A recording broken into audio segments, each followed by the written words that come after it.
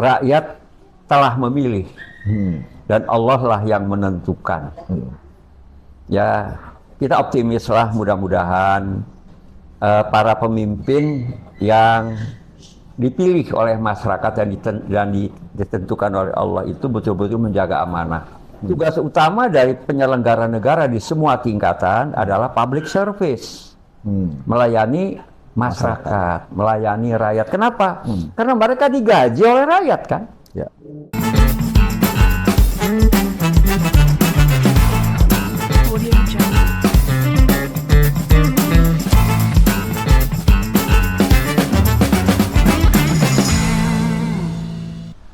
Untuk membuka bertamu kita edisi kali ini, saya ingin mengutip perkataan Sultan Banten Abdul Mafakir yang mengatakan bahwa wong Banten kudu ngagurat tapak luhur aja nganti banjir guru banjir ilmu, wong salah makin kapra, wong bener ora lumrah.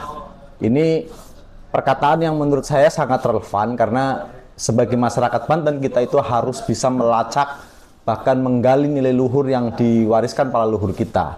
Tapi jangan sampai hari ini kita banyak guru, banyak ilmu, tapi orang salah makin merajalela, sementara orang-orang yang benar itu semakin tenggelam. Nah, untuk membahas bagaimana jejak perjalanan Provinsi Banten dari awal sampai hari ini yang sebentar lagi genap berusia 25 tahun, bahkan akan mempunyai pemimpin baru, saya ingin bertamu dengan salah satu tokoh sesepuh Banten, tokoh yang ikut berjuang mendirikan Provinsi Banten dan masih eksis sampai hari ini. Dan kita sapa langsung Pak Haji Mbai Mulya Sarip. Assalamualaikum Pak Haji. Waalaikumsalam warahmatullahi wabarakatuh. Lama kita nggak berjumpa Pak Haji. Ya. Sehat Pak Haji? Alhamdulillah sehat dan tetap semangat. Tetap semangat ya, alhamdulillah. Jadi Pak Haji ini walaupun sudah sepuh, tapi semangatnya masih semangat anak muda. Dan ini yang harus kita teladani. Tadi sebelum saya kesini kita belum mulai juga saya lihat dari luar Pak Haji masih membaca. Dan mohon maaf ini Pak Haji, jadi mengganggu waktu baca Pak Haji itu. Memang keseharian begitu Pak Haji, ya. Baca itu. Apa Pak Haji? Koran, masih baca koran? Koran masih, karena begini, kalau kita bicara berita kan sekarang mah online ya. Ya, betul Pak Haji. Kenapa saya masih langganan koran? Karena di sana ada tenaga kerja. Oh. Ya kalau itu tutup kasihan mereka nganggur. Ya. Makanya saya tetap sama teman. Pak, ngapain sih langganan koran? Loh, di sana ada pekerja. Atau lebih nikmat gitu Pak Haji kalau ada kertasnya gitu. Ya, mungkin itu juga. Tapi yang saya ingat itu, di sana ada karyawan. Ya. Jangan sampai karyawan itu nganggur. Kalau mereka tutup kan nganggur. Artinya koran tetap jalan, online tetap jalan. Nah, gitu. Online juga jalan gitu kan. Baca online juga nggak Pak Haji? Baca. Oh, alhamdulillah kalau baca online. Karena saya sekarang juga udah di online. Tapi Supri pengen ngobrol sebenarnya sama Pak Haji. Karena kan kemarin kita sudah melewati lah musim pemilu gitu ya, dari pemilihan presiden, pemilihan DPR, kemudian terakhir pemilihan kepala daerah. Suasananya kan suasana hangat gitu ya. Pak Haji kan juga pernah ada di dalamnya kan, bagaimana keriuhan kontestasi ini. Tentu hasilnya sudah ada dan tanggal kalau tidak salah harusnya tanggal 6 besok pelantikan, tapi ada keputusan dari pemerintah pusat yang mengundurkan. Kemarin saya baca berita sekitar tanggal 20 Februari dilantik. Nah, kita pengen menyongsong transisi kepemimpinan di Provinsi Banten ini, justru pengen ngelihat perspektif Banten dari kesejarahan, kemudian konteks kita hari ini. Karena apakah sudah ada perubahan atau sejak berdiri sampai hari ini masih begini-begini aja itu. Nah, ini kan Pak Haji yang ikut dalam bagian sejarah itu pengen dengar langsung. Kalau dari menurut Pak Haji seperti apa Pak Haji? Ya, baik. Terima kasih. Ini kebetulan hari ini tanggal 5 Februari. Betul. Nah, itu peristiwa 5 Februari 1999. Saya membawa Presiden Republik Indonesia Profesor Dr. B.J. Habibie ke Pondok Pesantren Darul Iman di Pandeglang. Nah, saat saya memang pernah ikut mengamankan sidang istimewa MPR. Ya, Itu 99 itu berarti? 99. 99. Sidang istimewa MPR itu 98. 98. 98. Nah, Pak Habibie mengundang saya melalui ajudannya Pak waktu itu Kolonel TB Hasanuddin. Sekarang di Komisi 1 DPR. Iya. Saya ditelepon, jangan enggak katanya ini undangannya terbatas. Sampai saya ke istana, kata Presiden Pak Mbai, terima kasih ya, saya banyak dibantu oleh masyarakat Banten. Itu apa yang bisa saya berikan buat masyarakat Banten? Oh Pak, sebilang di Banten itu banyak pesantren kecil-kecil. Ya. Bapak bantu saja pesantren. Iya, pesantren yang mana? Kata beliau. Karena beliau sudah akrab dengan Kiai Aminuddin. Kiai Aminuddin sering ngisi kultum di kediaman beliau di Patra Kuningan itu. Makanya saya tidak memilih yang lain. Ya, karena kalau yang lain kan, wah pertanyaannya panjang pasti kan. Iya. Pak, saya bilang, kita ke pondok pesantren Pak Kiai Aminuddin Ibrahim saja. Oh iya, saya kenal, kata beliau. Ya sudah tanggal 5 Februari. 5 Februari 99, kan 98 sidang istimewa. Iya. Kita ke sana hari Jumat itu. Jumat berkah berarti ya? Iya.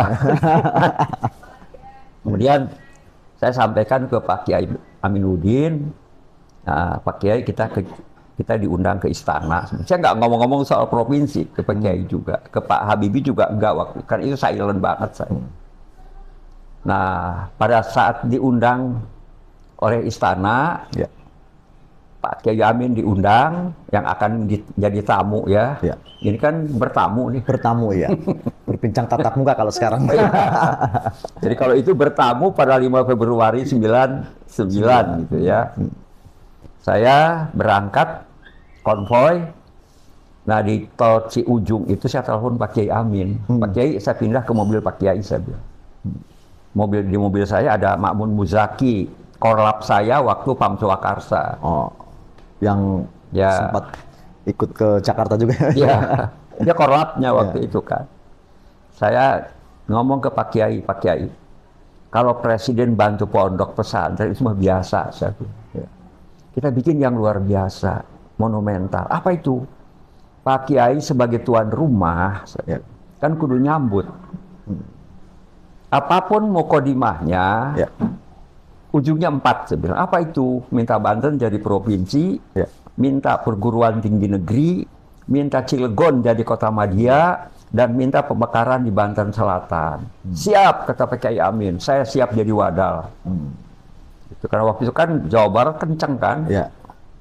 Nah, tapi silent ya, saya bilang. Jangan sampai kita kejadian ke tahun 60-an. Itu kita pasti berharapan dengan Jawa Barat. Jawa Barat. Ya, saya nggak akan ini, udah pokoknya diam aja ya, saya bilang silent. Gitu. Di istana pun waktu itu hanya bicara skenario gitu ya, bagaimana apa sih rundown-nya lah gitu, karena hari Jumat. Nah dari situ saya mampir ke kantor Mas Adi Sasono, Kementerian Koperasi, karena bantuan itu dari situ. Itu semua sesuai rencana akhirnya. Akhirnya sampai di Pandeglang itu. Sampai.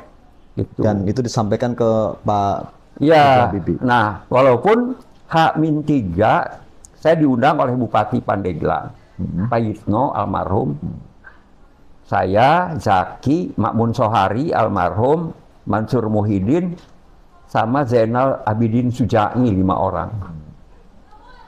Diundang, karena yang diundang yang melaksanakan kegiatan waktu itu adalah BKSPPI, Badan Kerjasama Pondok Pesantren Indonesia Provinsi Banten. Loh, provinsinya belum ada loh. Padahal provinsinya belum ada? Belum ada, saya ketuanya. Nah, sekjennya itu Zainal Abidin Sujai yang sekarang di Basnas Provinsi. Ditanya, gimana nanti acara di sana? Gitu. Nah, saya ceritakan. Gitu. Wah, jangan ngomong-ngomong provinsi. Gitu. Akhirnya debat sampai malam. Dari jam 8 hampir sampai jam 1 malam. Polemik. Ada yang nggak mau ngomong. Ditolak, Mas. Tolak. Akhirnya kita lelah, saya bilang sudahlah. ke teman-teman, kita udah capek ini. Udah, yahin aja lah, nggak ngomong-ngomong provinsi saya.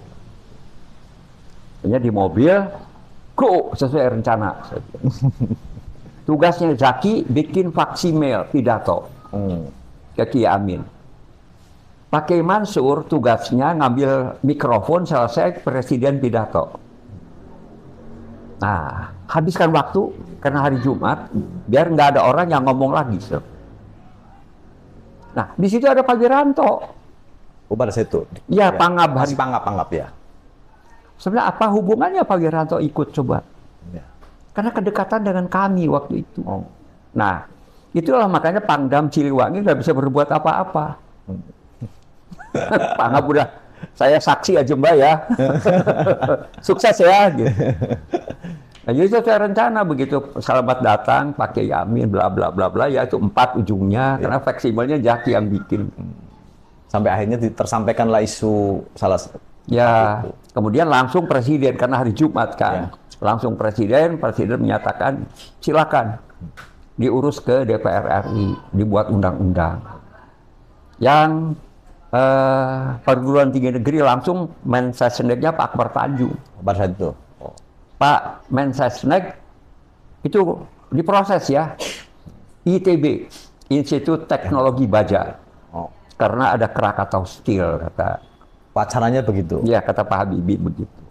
Nah, yang ketiga, Cilegon jadi kota madya kan masih kotip waktu itu. Setelah sebelum pemilu 1999 kan pemilu dipercepat kan. Ya. Hasil sidang istimewa itu. Yang keempat, pemekaran di Banten Selatan silahkan nanti setelah Banten jadi provinsi. Yang belum terrealisasi sampai hari belum ya. Makanya saya juga sudah bicara dengan teman-teman agar itu segera karena kemiskinan ekstrim itu hanya di selatan kan. Ya. Dan dari sisi pertahanan, selatan itu berbatasan dengan laut, dengan Australia di laut kan. Kita tahulah Australia itu bukan tetangga yang baik. Tapi sebenarnya Pak Ji, alasan yang paling mendasar kenapa pada saat itu masyarakat pengen melepaskan diri dari Jawa Barat itu, alasan itu karena memang soal kesejahteraan atau ada faktor lain selain soal kesejahteraan, Pak Ji? Ada. Jadi ya memang kalau kita tahulah waktu itu kemiskinan sangat tinggi ya. Pendidikan kita tertinggal. Karena kalau ngomong kemiskinan sampai hari ini juga masih ada di utara dan di selatan masih. Nah, tapi ada hal yang lebih mendasar yaitu wilayah yang tidak pernah gabung dengan Republik Indonesia Serikat pada tahun 1948 itu hanya 3 wilayah, Aceh, Banten, Jogja.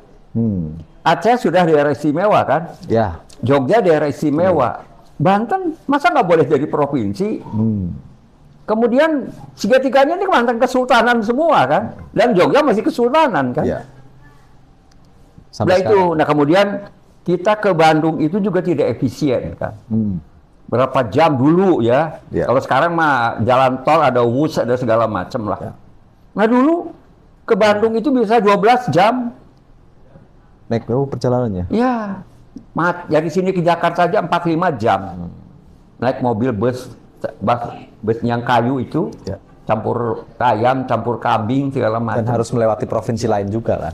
Melalui provinsi DKI. Nah itulah makanya ketika media tanya, para senior yang masih ada, tinggal Agus Sanjadirja ya, yang masih ada. Yang lain udah pada nggak ada. Nah, saya kan sering dirubung-rubung sama media. Pak, apa sih tujuan Banten jadi provinsi itu? Saya bilang gini ya, saya ingin masyarakat Banten itu menjadi masyarakat yang modern. Cirinya apa? Profesional dan efisien. Kita ke Bandung itu kan nggak efisien, saya bilang. Nah, kemudian untuk menjadikan masyarakat yang profesional, kita harus banyak melakukan pendidikan. Kita sekarang sekolah ke Bandung. Nah, makanya permintaan saya kan relevan. Minta perguruan tinggi negeri. Ya sekarang sudah bukan hanya negeri, sudah swasta juga ngalayah sekarang kan. Ya. Nah, itu ya, jadi dari sisi kesejarahan kita memang wilayah yang setia kepada Republik.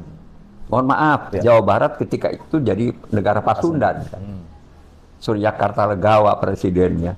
Ya, sempat. Nah, itu ya. Jadi yang mendasar adalah memang kemiskinan iya, bahkan apa ya? Walaupun kemiskinan di Banten tapi Saya kan sejak tahun 57 sudah di Kota Serang. Tidak pernah ada bahaya kelaparan tuh di sini. Ya. Semiskin-miskinnya orang Banten Masih bisa makan. masih bisa. Ya artinya kan selama ini kan yang sering Supri dengar juga kan urusannya kemiskinan. Gitu. Ya. Ternyata kan ada faktor lain adalah faktor soal kesejahteraan. Ya. Kesejarahan bahwa Banten juga menjadi salah satu yang menjadi pilar tegaknya Republik ini. Sementara daerah lain seperti Jogja, Aceh itu punya keistimewaan dan sebagainya. Dan Banten malah justru bagian dari provinsi lain gitu. Ya. Dan yang menarik adalah Baji, kan soal isu kemiskinan ini kan juga sampai hari ini itu. Ya, memang masih. isunya masih selatan itu.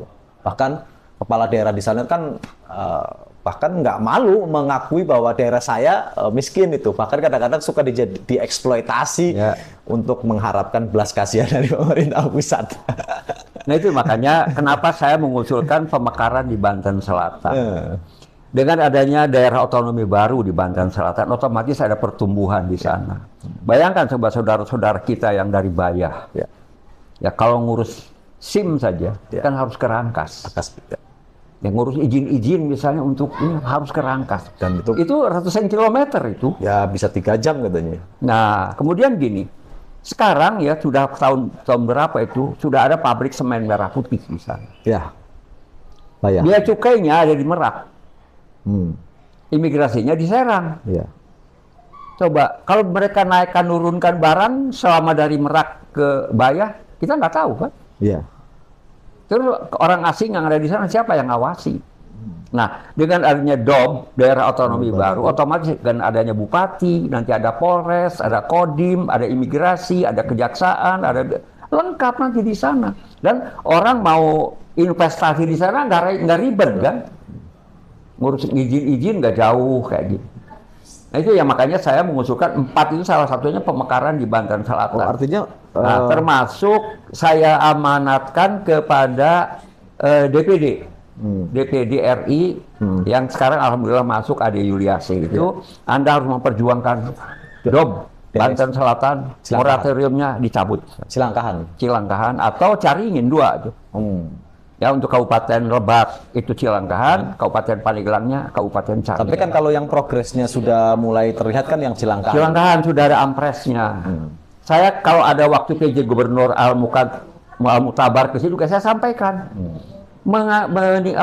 Mengentasan kemiskinan itu kalau kita nggak punya DOB repot, saya bilang. Dan kemiskinan ekstrim kan di sana. Ya jangankan di selatan lah, di utara saja yang udah gemerlap kan yang kemiskinannya masih ada. Ya. Yang masih tidur di kandang babi misalnya masih ada. Tapi harus melewati berapa gubernur Pak itu? Oke, tapi sekarang kan kita juga harusnya punya harapan baru, punya hopes baru lah. Karena sebentar lagi juga Banten akan punya pemimpin baru, gitu ya. Pemimpin baru yang harapannya tentu kita pengen ada percepatan pembangunan, gitu ya. Kemudian apalagi kemarin juga saya beberapa kali dengar Cilangkahan juga akan diperjuangkan, begitu tuh. Nah. Apa ini Baji yang mesti PR apa saja sih yang harus dikerjakan gubernur? Kayak berat banget jadi gubernur Provinsi Banten. Ya. Betul ya, jadi pekerjaan Pemprov Banten itu walaupun dia juga kan nggak punya wilayah ya, hanya sebagai wakil dari pemerintah pusat di daerah. Yang punya wilayah itu kan kabupaten kota. Itu makanya kuncinya di sana DOB itu harus gerak. Ya.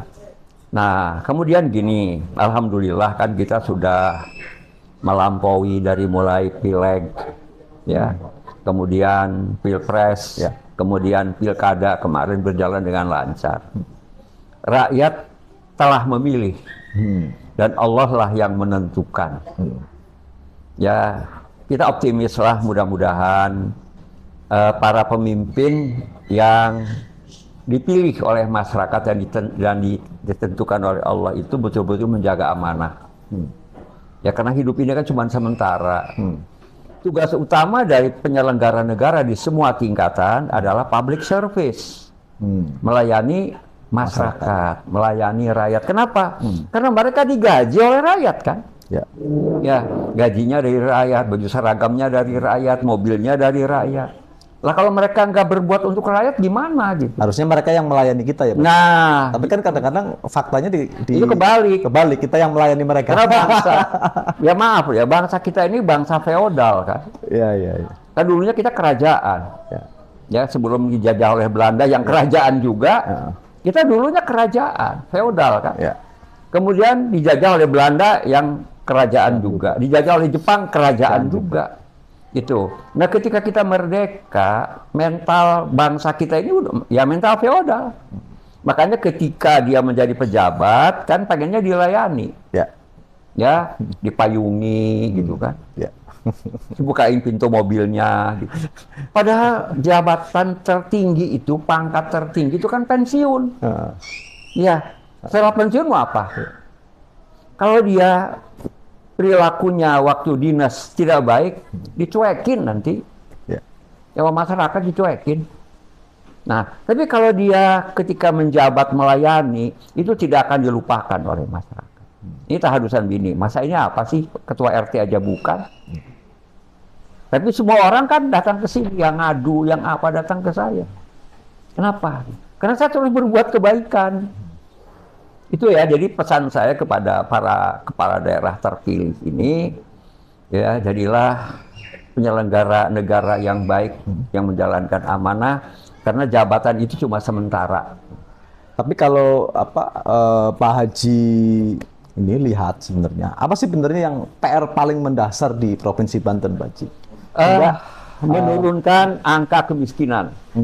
Ya, ternyata gini, kenapa kemiskinan tinggi, investasi tinggi? Ya. Paradok kan? Ya. Karena pendidikan kita tidak link and match dengan dunia industri. Misalnya dunia pendidikan kita prodinya, ya kebanyakan yang kurang nyambung dengan kebutuhan dunia usaha dan dunia industri. Ya misalnya kuliah itu kebanyakan jurusannya manajemen. Berapa orang sih yang dibutuhkan?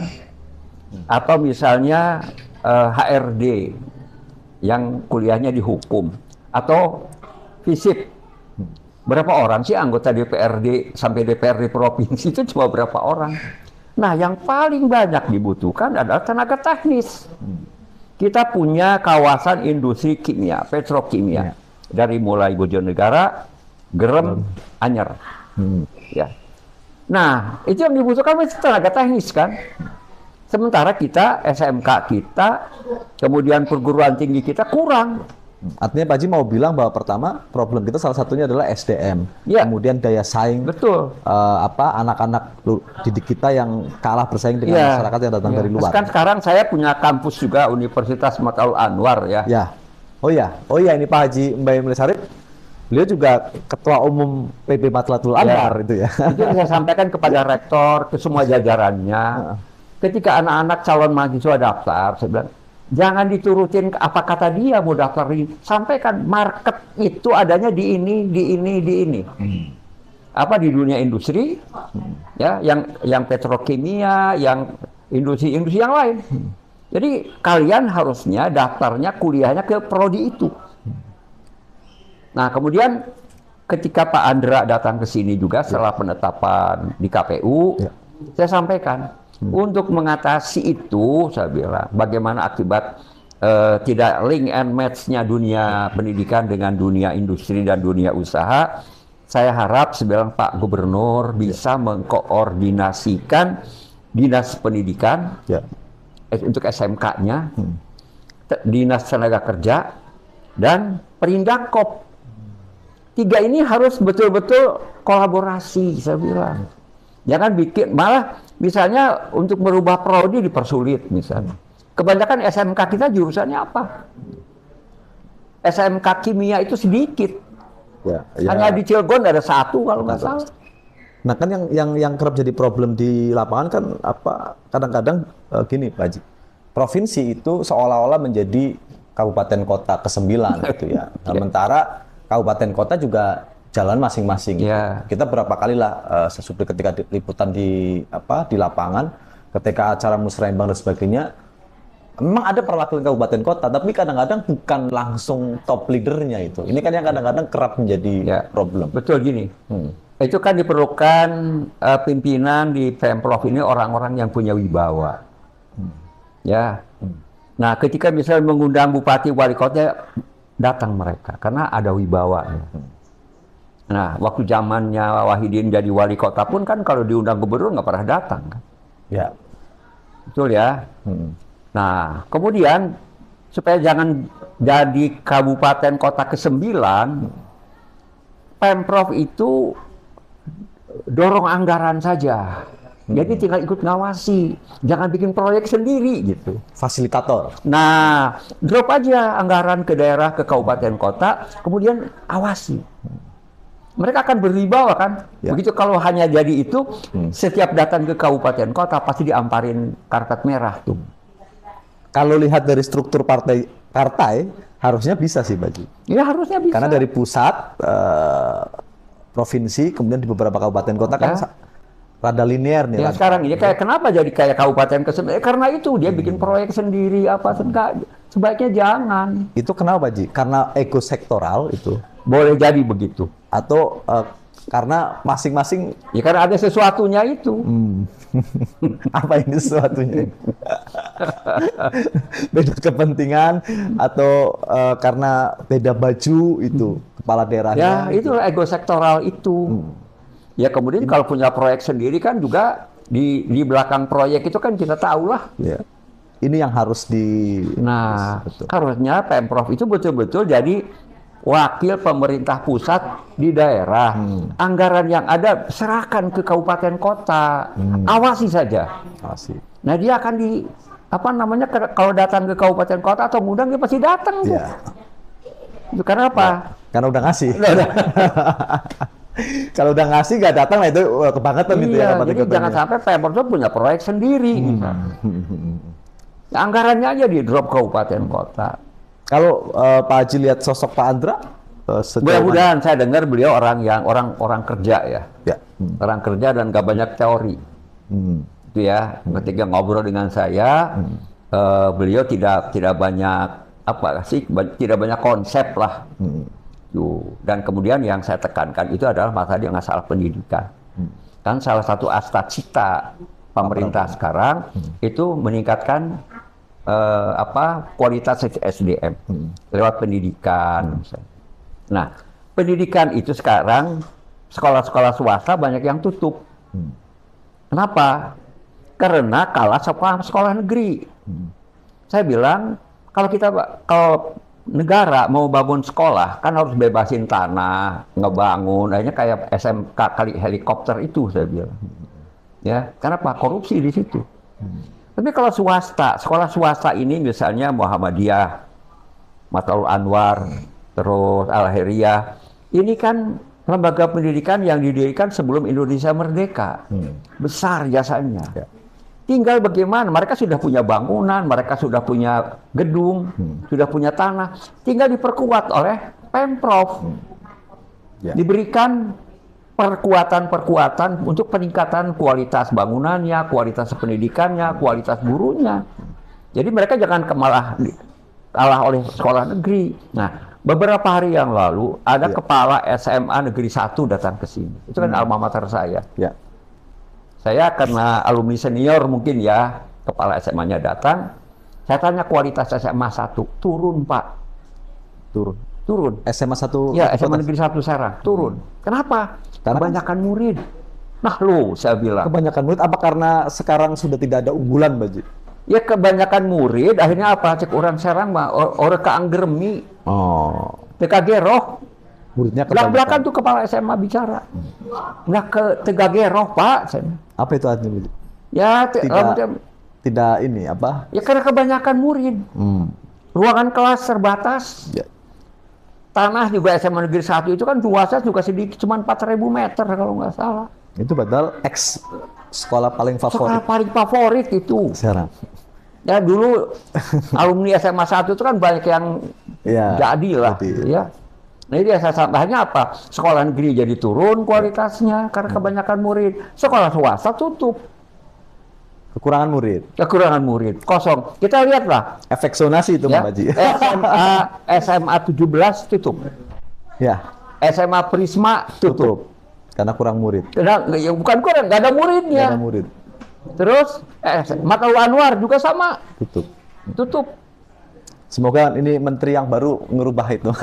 Iya, enggak juga kan kalau SMA, SMK itu kan kendalinya ada di provinsi. Tapi kan sistem pendidikannya kan didirect dari pusat, Pak. Ya, saya udah ngobrol dengan wamennya, karena dengan menterinya juga saya kenal baik ya, Pak Mukti. Pak Mukti itu saya kenal baik. Dulu zaman beliau masih pemuda ya sering kesini lah. Nah, saya sudah sampaikan ke wamen pada saat acara pendidikan, saya bilang tolonglah itu yang sekarang ini mutu pendidikan kita anjlok. Yang negeri karena kebanyakan murid, yang swasta nggak punya murid, saya bilang.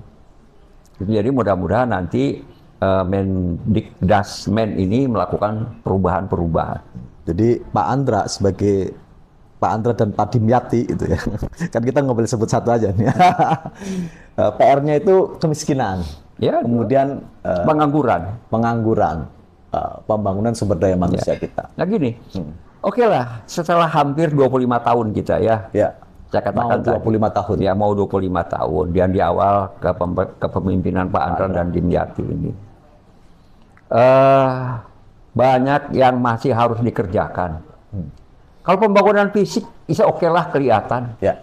Tapi apa artinya bangunan fisik kalau manusianya tidak dibangun? Jadi dirusak bangunan fisik itu. Ya terjadinya korupsi kenapa? Itu perilaku menyimpang, saya bilang. Perilaku menyimpang korupsi itu. Karena korupsi itu membuat orang tidak tenang malah. Karena dia korupsi, kan dia juga mungkin susah tidur itu. Ya padahal 80% penyakit itu diakibatkan oleh pikiran. Nah, makanya begitu pensiun, stres kan? Stroke. Ya kenapa saya bisa kepala 7 sampai 75 insya Allah ya, tahun ini saya 75 tahun, saya masih, kenapa saya nggak pernah punya pikiran yang apa, yang saya pikirin aneh-aneh gitu, enggak, ya biasa aja. Tapi kan ini menarik sih Pak Ji, isu soal korupsi, apalagi kan Pak Andra itu kan berkali-kali menegaskan bahwa Banten tanpa korupsi itu. Tapi informasi yang sudah didapatkan di lapangan kan ini begitu akan terjadi masa transisi, kan? Ini kan juga udah mulai kasak-kusuk. Mulai kasak-kusuk ini kan, mencari jalur selamat gitu ya, mulai apa job-job. Mungkin kepala daerahnya tidak ada urusan dengan itu, tapi orang-orang yang di sekitarnya ini kan justru memanfaatkan itu soal itu, kemudian nanti dieksekusi apa. Ini kan juga menjadi salah satu potensi. Budaya yang kayak begini ini kan juga masalah. Itu penyakit mental juga. Kenapa? Karena banyak memang selama kepemimpinan yang lalu, banyak yang terlalu lama di satu titik misalnya. Coba, yang di perwakilan penghubung provinsi, ada yang 17 tahun di situ. Ada yang sampai sejak diangkat sampai sekarang mau 25 tahun, masih di situ. Orang jenuh. Ya, jadi saya sampaikan ke Pak Andra waktu kesini juga, sebaiknya rotasi, mutasi, promosi itu dilakukan dalam rangka apa? Menambah wawasan, tidak jenuh, penyegaran. Contoh aja lah, saya bilang organisasi yang dinamis itu tentara. Ya, tentara dan polisi itu kan nggak ada yang lebih dari 3 tahun misalnya. Ya, selalu berputar gitu. Kalau sekarang banyak PLT. Nah, itu ya. Apa karena 3 tahun kemarin dipimpin sama penjabat kan ya? Itu yang saya sampaikan baik ke Al-Mutabar maupun kepada saya sampaikan. Untuk pembinaan ASN itu, lakukan rotasi, mutasi, dan promosi sesuai dengan aturan. Tuh, sebab orang kalau kelamaan di satu tempat itu jenuh. Nggak akan ada prestasi, nggak akan. Atau perlu melibatkan publik begitu, Pak Ji. Jadi hasil asesmen, track recordnya itu dipublish ke publik. Ini saya mau pindah ke sini, gimana penanggapan publik gitu? Nah, itu bagus. Itu bagus. Itu. Sebab bagaimana tadi saya bilang, pejabat kita itu nggak sadar bahwa dia digaji oleh rakyat. Ya. Harus melayani rakyat. Harus melayani rakyat. Cuman karena mental kita kan mental feodal itu. Jadi mintanya begitu dilayani. kita jadi pejabat kayak pengen jadi raja gitu. Semua pengen dilayani. Iya. Begitu nanti pensiun bingung nggak ada yang ngelayani. Ini yang juga PR Pak Andra ini berarti. Ya. Karena beliau juga harus bisa mendidik aparaturnya itu juga sesuai dengan visi dia. Gitu. Jadi mindsetnya harus dirubah. Kan gini, ada sebuah ungkapan, the man behind the gun. Ya, senjata itu tergantung siapa orang di belakang. Salah, saya bilang kurang tepat, tapi the mind behind the man. Ya, manusia itu tergantung pikirannya. Islam mengajarkan innamal a'malu binniyat. Ya, semua amal itu tergantung niat. Nah, niatnya orang bekerja untuk apa? Kalau hanya untuk cari makan, aduh, hina banget. Ya, cuman karena apa? Makan, minum, mandi, tidur, kerja, punya anak. Ya, terus bedanya apa sama kebo? Kebo kan begitu. Ya. Manusia janganlah. Ya, makanya niatnya kita apa? Nah, yang sering saya katakan bahwa apa yang kita makan itu cuma jadi kotoran. Ya, kalah sama luwak itu. Ya, luwak kalau makan kopi jadi. Nah, luwak nelan biji kopi, jadinya kopi luwak mahal. Ya, kita jadi kotoran doang. Harta yang kita kumpulkan, itu kan cuma jadi rebutan ahli waris. Ahli waris nanti bacok-bacokan segala macam gitu. Itu ya. Nah, jadi saya harap mari kita rubah mindset. Terutama para pimpinan, ya, tampilkan perilaku-perilaku yang menjadi teladan.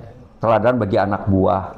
Karena kalau kita ngomong tanpa dipraktekkan, pasti dibilang itu cuma omdo, katanya omong doang. Jadi harus dari pemimpinnya dulu ya, Pak? Nah, contoh. Itu kalau ngajarkan disiplin, ya pemimpinnya disiplin. Ini gimana kalau ada acara mundurnya 2 jam misalnya. Kayaknya saya jarang hadir kan. Ya. Karena kalau 2 jam terbang saya udah nyampe ke Bangkok. Udah Singapura lewat itu. Tapi Pak Ji, siapapun, kita kan sudah melewati beberapa pemimpin. Bahkan kita sudah umur 25 tahun. Kalau berdasarkan hasil Pak Ji, itu ya, dari... Oke lah kita hitung dari 4 Oktober 2000 itu sampai 2025 ini ekspektasi awal berdirinya Persib Banten sudah berapa persen tercapai, Pak? Ya kan dulu saya bilang ya kita ingin memiliki masyarakat yang modern, yaitu profesional dan efisien. Nah, efisien itu harus dimulai dari mana contohnya? Dari pemerintah dulu. Ya, masyarakat baru ikut gitu. Nah, sekarang ini memang dari sisi fisik ya kita lihatlah, kita rasakanlah. Tapi dari sisi mental malah menurun. Contoh, angka perceraian di Banten ini ke-6 di tingkat nasional. Dan katanya masyarakatnya tidak bahagia gitu. Ya, paling puncak. Ada survei kan? Ya. Survei bahwa masyarakat Banten itu paling tidak bahagia. Nah, bahagia itu bukan karena orang banyak duit. Berapa banyak orang yang duitnya banyak tapi malah bunuh diri. Ya, tidak membuat tenang. Yang akan membuat tenang itu apa sih? Ya sikap tadi. Nah, kemudian gini. Kita sudah sekarang di dunia pendidikan kita sudah banyak ya. Perguruan tinggi negeri kita banyak, swasta segala macam, apa ngalayah lah sekarang, tinggal milih saja. Orang yang dikejar apa sih ketika kuliah? IPK kan? Ya. IPK 4 cum laude. IPK itu hanya sampai wisuda. Ya, diumumkan, oh bangga. Setelah wisuda apa? Nggak laku, karakter. Gitu. Ya, yang berlaku tuh karakter nanti. IPK tinggi 4 cum laude, tapi males misalnya, nggak ada gunanya. Oh dia IPK tinggi, rajin tapi sombong misalnya, nggak ada gunanya juga.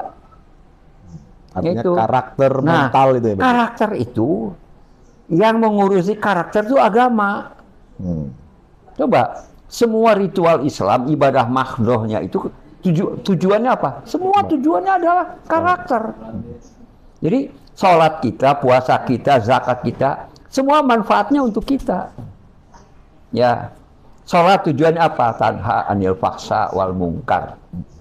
Ya, agar terjaga dari buatan keji dan mungkar. Karakter kan? Ya. Puasa la'alakum tatakun, tinggal sebentar lagi kita puasa. Nah, siapa yang paling takwa itu? Kata sahabat kepada Rasulullah, yang paling baik akhlaknya, karakter lagi. Ya, orang kalaupun dia sekarang punya jabatan segala macam, ya orang cuman cuman cari muka aja di depan. Tapi begitu pensiun dicuekin. Ya, diundang juga enggak gitu. Ini yang masih ternyata ini yang menurut Pak Haji belum ya kita Ya, sampai. jadi membangun manusia itu ya dengan ilmu umum Ya. dan ilmu agama. Nah, seperti ini pesawat itu kan punya sayap kanan kiri kan? Ya. Seperti itulah. Kalau cuma sebelah sayapnya melintir kan? Ya. Ya, yang agama saja misalnya. Split personality-nya. Nah, split personality, pecah kepribadian. Itu yang harus dilakukan. Padahal kalau ngomong contohnya, kalau kita ngomong Banten aja contohnya, Banten punya semuanya ya Pak Haji. Iya, punya semua. Tokoh ulama kita punya. Ya, ulama yang internasional dan Syekh Nawawi Punya. tapi nggak jadikan teladan gitu, itu masalahnya. Tokoh intelektual kita Intelektual punya. dulu Husain apa Jayadiningrat. namanya Husain Jayadiningrat misalnya. Kita punya tokoh pejuang. Tapi juga. jangan sampai kita ini naon Abul Kupayung Butut lah gitu. Tahu Abul Kupayung Butut hanya bangga dengan masa lalu, tapi kita sendiri nggak ngapa-ngapain gitu. Artinya spirit masa lalu itu menjadi Ya, cermin masalah bahwa kita masyarakat yang hebat, yang setia kepada republik, yang heroik segala macam. Buktinya kan jelas kita. ya. Istana yang rata dengan tanah itu cuma Banten.